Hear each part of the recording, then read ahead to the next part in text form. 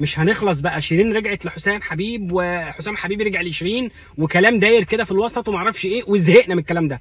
ايه قصه الموضوع؟ ايه حكايته؟ فعلا شيرين رجعت لحسام ولا لا؟ هقول لكم بالظبط الكلام اللي محدش هيقوله لكم تاني. يلا بينا.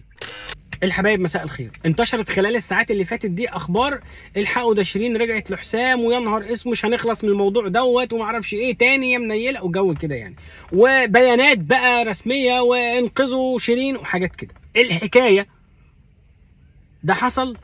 لا ما حصلش. يعني شيرين ما رجعت لحسام؟ لا والله ما رجعت لحسام. ولا حسام رجع لشيرين؟ لا والله. طب ما هو مفيش دخان من غير نار يا عم خالد، ايه الحكايه؟ ايوه اقول لك بقى. من حوالي سنه كان في انفصال وبلوكات بينهم وبين بعض، مفيش حاجه خالص. لا ده بيكلم دي ولا دي بتكلم ده، وكل واحد في حاله ومحدش يعرف عن حد حاجه. تمام. طب شيرين قاعده في الشيخ زايد في سودك في الفيلا بتاعتها، وحسام قاعد في الناحيه الثانيه من الكوكب في التجمع الخامس، وخلاص على كده.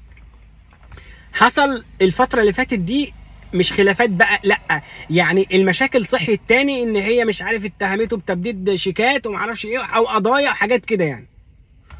المهم تدخل ناس والدنيا يعني اتظبطت شويه، وبداوا ان هم يتكلموا، حسام وشيرين يتكلموا على الواتساب ويتكلموا في التليفون مكالمات عاديه جدا وعتابات وحاجات كده، واحنا يعني بينا وبين بعض عيش وملح وبينا وبين بعض عشره واحنا كنا ازواج. المهم يعني، وحصلت زياره من حسام لشيرين في بيتها، وكان معاه حد من اصدقائه.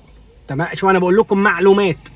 وقعدوا قعده لطيفه جدا، وقعده عتاب وسلام والكلام ده كله، وانت كويسه انا كويسه انت كويس انا كويس تمام السلام عليكم وعليكم السلام.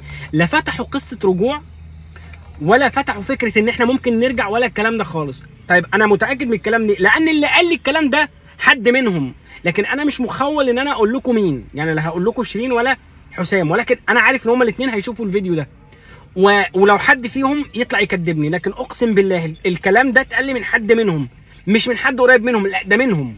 تمام. والله ما رجعنا لبعض، والله ما في نيه للرجوع اساسا، والله احنا يعني علاقتنا كانت منقطعه تماما بقالها سنه من يوم ما بعدنا، ولكن من اسبوعين بس الدنيا دابت شويه، ويعني حسام زار شيرين وقعدنا وخلص وخلاص، ومش تقريبا يعني ممكن الزياره دي ما تكررش تاني خلال الشهور اللي جايه دي. بس يا عم خالد ما فيش دخان من غير نار، ما اكيد في حاجه. الحاجه بقى ان في حد كان شغال مع شيرين ابو عيب وعلاقته بيها تمام، حصل خلافات بينهم اليومين اللي فاتوا دول، فهي قررت ان هي تنهي التعامل معاه. تمام كده. فهو وصل له معلومه، الحق ده حسام كان عند شيرين في البيت وقاعد معاها هو وفلان وفلان صحابه وصحابهم يعني. فقال يبقى حسام هو اللي عصاها عليا وخلاها ان هي تنهي الشغل معايا او تمشيني. فبناء عليه تم تسريب هذه المعلومه ان حسام رجع لشيرين، ولكن انا بقول لكم على لسانهم وهو العهد عليهم هم او اللي اقل منهم يعني، احنا ما رجعناش ومفيش نيه للرجوع. لو هتسالني انا كخالد يعني، وانا يعني علاقتي متساويه بينهم، هل تفضل ان هم يرجعوا لبعض؟ اقول لك نيفر، لا قطعا. كل واحد يشوف شغله، كل واحد يشوف مصلحته. انا نفسي ما اقراش اخبار بتاعت شيرين وحسام مرتبطين ببعض كده بخلافات بقى ورجعوا لبعض، نفسي اقرا اخبار خاصه بيهم هم بشغلهم. شيرين بتعمل ألبوم جديد، شيرين بتعمل حفله كويسه وعملت حفله كويسه، حسام عمل لحن حلو، عمل اغنيه حلوه، ده ألبوم مكسر الدنيا. نفسي كده. عايزين بقى نخلص ونفضها سيره، كل واحد يشوف مصالحه. وانت يا عم حسام ركز في شغلك، وانت يا ست شيرين ركزي في شغلك وحياتك بقى، وكملي بقى الكورس بتاعك وفتره نقاهتك عشان ترجعي لجمهورك لو انت حابه ترجعي وتكملي. انا ده وجهه نظري.